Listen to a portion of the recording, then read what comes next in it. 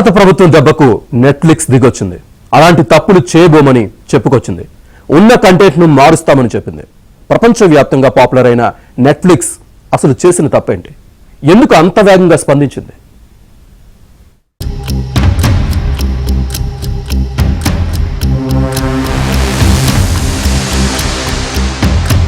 Netflix ప్రపంచంలోనే number 1 streaming service అందిస్తున్న సంస్థ. 2007లో స్థాపించిన ఈ సంస్థ సినిమాలు, వెబ్ సిరీస్లు, డాక్యుమెంట్లు నిర్మిస్తూ చాలా పాపులర్ అయింది.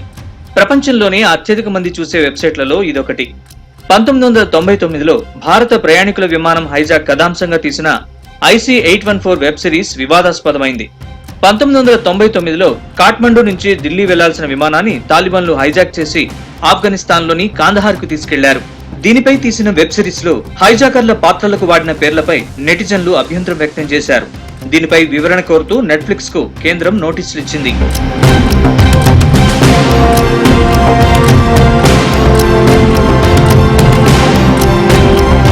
హైజాకర్లు పాకిస్తాన్ కు చెందిన ఇబ్రహీం అథర్, షాహిద్ అఖ్తర్ సయ్యద్, సన్నీ అహ్మద్ ఖాజీ, మిస్త్రీ జహూర్ ఇబ్రహీం, షకీర్ అయితే వారిలో ఇద్దరికి బోలా, శంకర్ అనే హిందూ పేర్లను పెట్టారని కొందరు సోషల్ మీడియా యూజర్లు చిత్ర నిర్మాతల్ని విమర్శించడంతో వివాదం మొదలైంది. వాస్తవ ఘటనలో ఒక మత టెర్రరిస్టులు పాల్గొనగా ఈ వెబ్ సిరీస్ లో విమాన హైజాక్ లో పాల్గొన్న వారి పేర్లు బోలా, శంకర్, బర్గర్, డాక్టర్ అని పెట్టారు. పైగా వారిని మానవత్వం ఉన్న వ్యక్తులుగా చూపించారు. ఈ నేపథ్యంలోనే కేంద్రం తీవ్రంగా పరిగణించి సమన్లు జారీ చేసింది. విషయాన్ని బీజేపీ కూడా గట్టిగా పట్టుకుంది. హైజాకర్లు వేరే మతానికి చెందిన వారైతే వారికి హిందూ పేర్లు ఎలా ఉపయోగించారంటూ బీజేపీ విమర్శించింది. మరోవైపు వాస్తవాల్ని వక్రీకరించారని, ఈ సిరీస్ ని నిషేధించాలని కోరుతూ Hindu right wing group Delhi కోర్టులో కేసు వేసింది.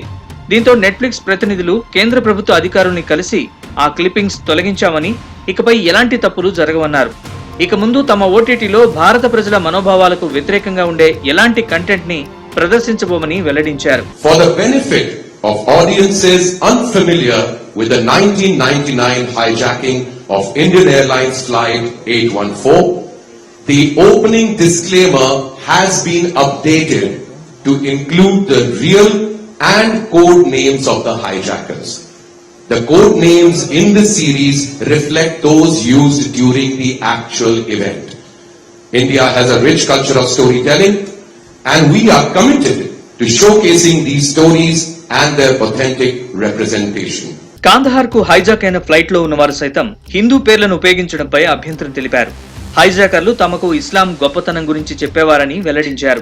176 पैसेंजर्स थे उसमें और क्रू एक्स्ट्रा जो भी थे.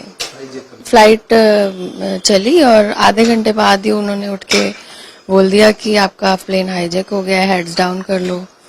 तो उसके बाद तो जो सीरीज में दिखाया वैसा ही सब कुछ है. हमें तो उन्होंने बहुत कहा कि इस्लाम धर्म अपना लो, इस्लाम धर्म बहुत अच्छा है.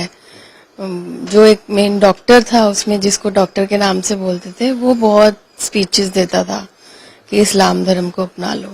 నెట్ఫ్లిక్స్ కు భారతీయ మార్కెట్ చాలా కీలకమైంది. గత కొన్నాళ్లుగా ఇక్కడి మార్కెట్ పై దృష్టి పెట్టి ఎక్కువ పెట్టుబడులు పెట్టింది.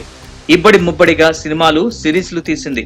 తెలుగు, హిందీ, తమిళం, కన్నడ, మలయాళం ఒకటేమిటి, భాషతో సంబంధం లేకుండా క్రేజీ సినిమాలన్నీ కొనుగోలు చేసి ఓటీటీలో పెడుతోంది.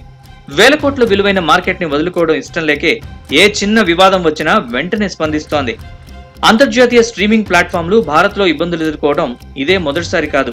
2024 జనవరిలో విడుదలైన ఒక తమిళ చిత్రంలోని కొన్ని సన్నివేశాలపై హిందూ సంఘాలు అభ్యంతరం వ్యక్తం చేయడంతో నెట్ఫ్లిక్స్ దాన్ని తొలగించింది. 2021లో అమెజాన్ ప్రైమ్ షోలో విడుదలైన తాండవ్ వెబ్ సిరీస్ లో హిందూ దేవుళ్లను అపహాస్యం చేశారని ఆరోపణలు రావడంతో ఆ చిత్ర బృందం క్షమాపణలు చెప్పింది. ఈ మధ్య కాలంలో ఓటీటీ ప్లాట్ఫామ్లు వ్యూవర్షిప్ కోసం వివాదాలు సృష్టిస్తున్నాయి.